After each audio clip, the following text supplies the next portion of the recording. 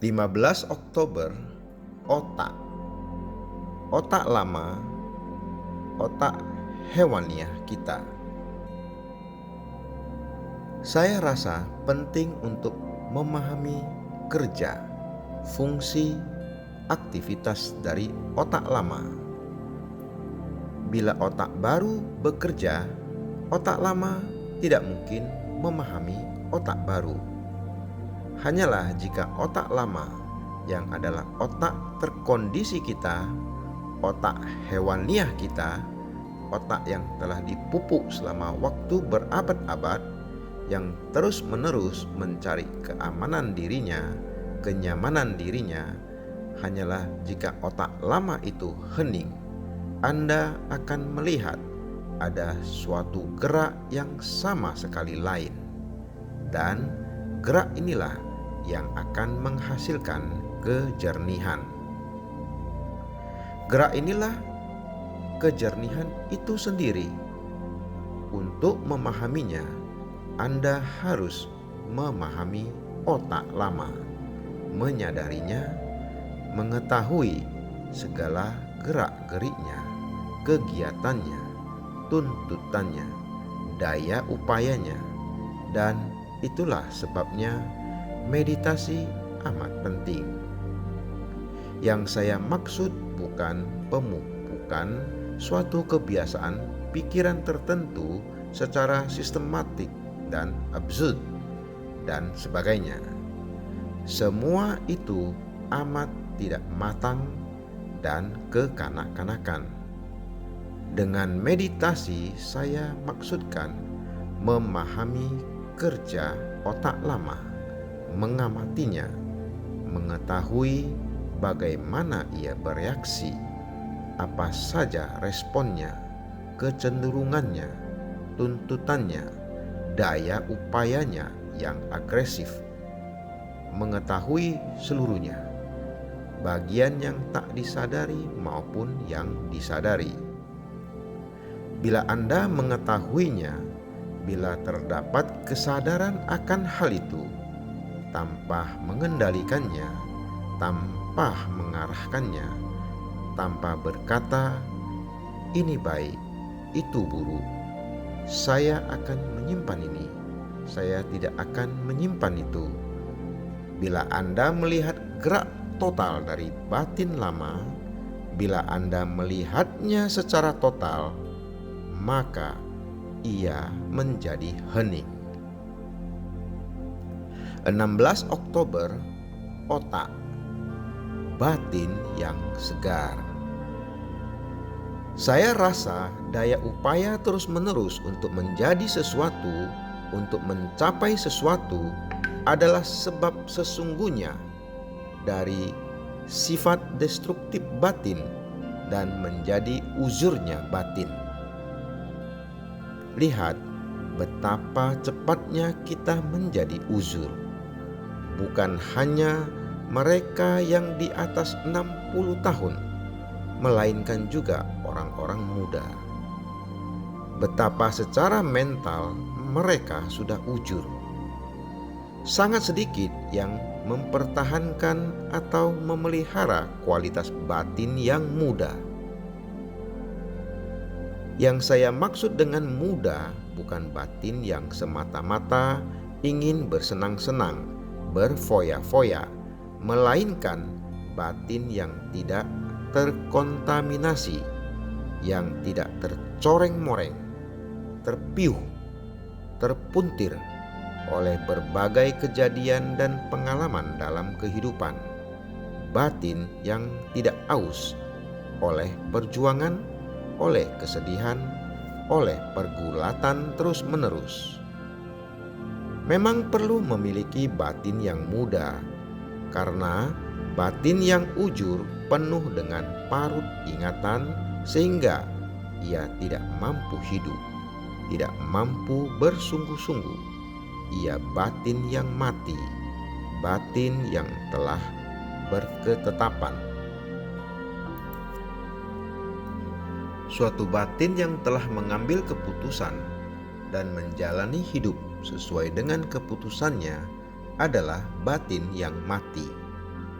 Tetapi batin yang muda adalah batin yang selalu melihat secara baru, suatu batin yang segar, tidak membebani dirinya dengan ingatan yang tak terhitung banyaknya. Suatu batin yang tidak membawa-bawa bayangan penderitaan, sekalipun ia mungkin berjalan di dalam lembah kesedihan, tetap tak tergores. Saya rasa batin yang mudah seperti itu bukan untuk diperoleh. Ia bukan suatu barang yang bisa dibeli melalui daya upaya, melalui pengorbanan. Tidak ada mata uang untuk memperolehnya, dan itu bukan sesuatu yang bisa diperjualbelikan. Tetapi jika Anda melihat pentingnya hal itu, perlunya hal itu, jika Anda melihat kebenarannya, maka terjadilah sesuatu yang lain. 17 Oktober, otak. Singkirkan semua metode. Bagaimana batin yang religius atau batin yang baru itu muncul? Apakah Anda membutuhkan sebuah sistem, sebuah metode? Melalui sebuah metode berarti suatu sistem, suatu praktek, sesuatu yang diulang-ulang hari demi hari. Apakah suatu metode dapat menghasilkan batin yang baru? Jelas bahwa suatu metode menyiratkan kontinuitas suatu praktek, diarahkan pada suatu jalan tertentu untuk mencapai suatu hasil tertentu, yang berarti mengembangkan suatu kebiasaan mekanis, dan melalui kebiasaan mekanis itu orang ingin mencapai batin yang tidak mekanis. Bila Anda menyebut disiplin, semua disiplin didasarkan pada suatu metode menurut suatu pola tertentu, dan pola itu menjanjikan kepada Anda suatu hasil yang telah ditentukan lebih dulu oleh suatu batin yang telah memiliki kepercayaan, yang telah mengambil suatu sudut pandang tertentu. Jadi, apakah suatu metode, dalam arti luas atau sempit, dapat menghasilkan batin yang baru? Jika tidak, maka semua metode sebagai kebiasaan harus disingkirkan karena palsu. Metode hanya mengkondisikan batin menurut hasil yang diinginkan. Anda harus membuang semua proses mekanis dari batin. Batin harus membuang semua proses mekanis dari pikiran.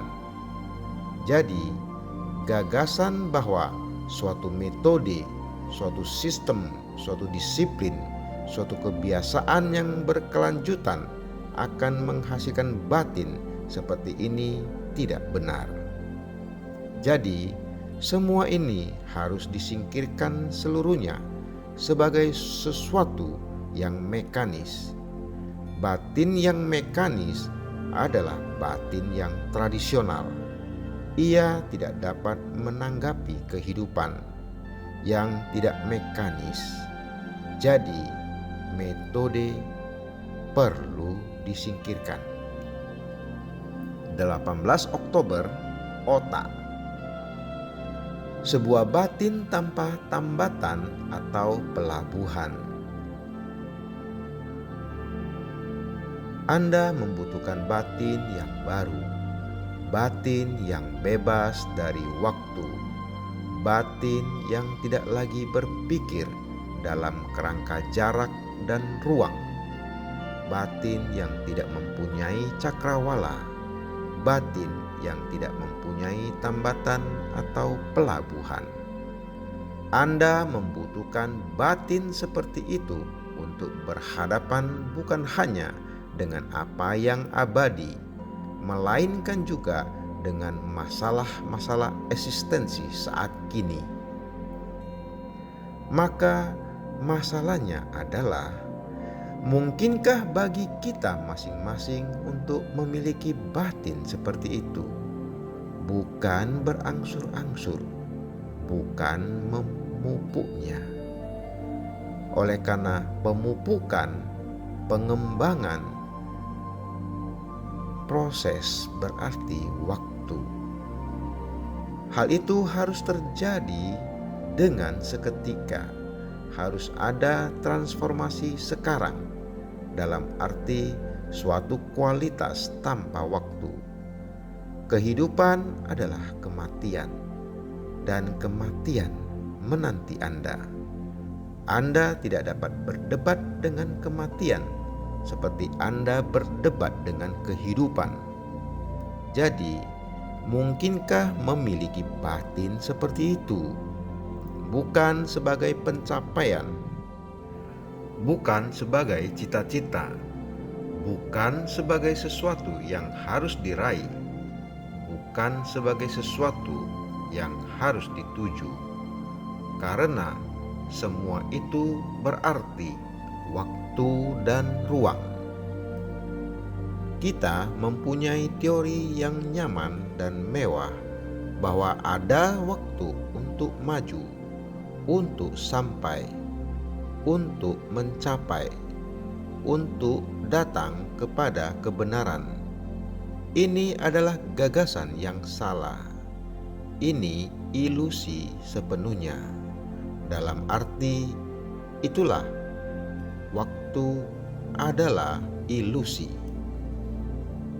19 Oktober, otak aktif tetapi hening. Untuk menemukan batin yang baru, bukan saja perlu memahami respon-respon dari otak yang lama, melainkan juga perlu batin yang lama menjadi hening. Batin yang lama harus aktif tetapi hening. Apakah Anda mengikuti apa yang saya katakan? Lihat Pak, bila Anda ingin menemukan sendiri dari tangan pertama, bukan apa yang dikatakan orang lain mengenai ada tidaknya suatu realitas, ada tidaknya apa yang disebut Tuhan, kata Tuhan bukanlah kenyataannya.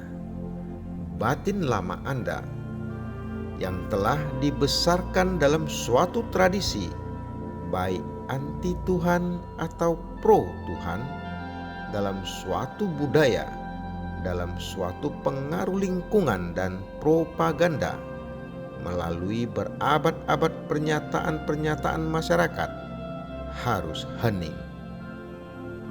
Oleh karena kalau tidak, batin hanya akan memproyeksikan gambar-gambarnya sendiri, konsep-konsepnya sendiri, nilai-nilainya sendiri.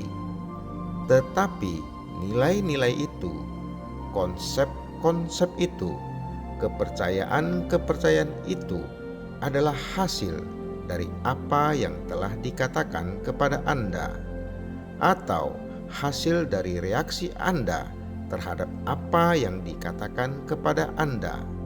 Jadi, tanpa sadar Anda berkata, "Ini pengalamanku." Maka, Anda harus mempertanyakan validitas pengalaman itu sendiri. Pengalaman Anda sendiri atau pengalaman orang lain, tidak peduli siapa, maka dengan memeriksa, menyelidik, bertanya, menuntut, meneliti, menyimak dengan penuh perhatian, reaksi otak lama menjadi hening. Tetapi otak tidak tertidur. Ia sangat aktif tetapi hening. Ia sampai pada keheningan itu melalui pengamatan, melalui penyelidikan.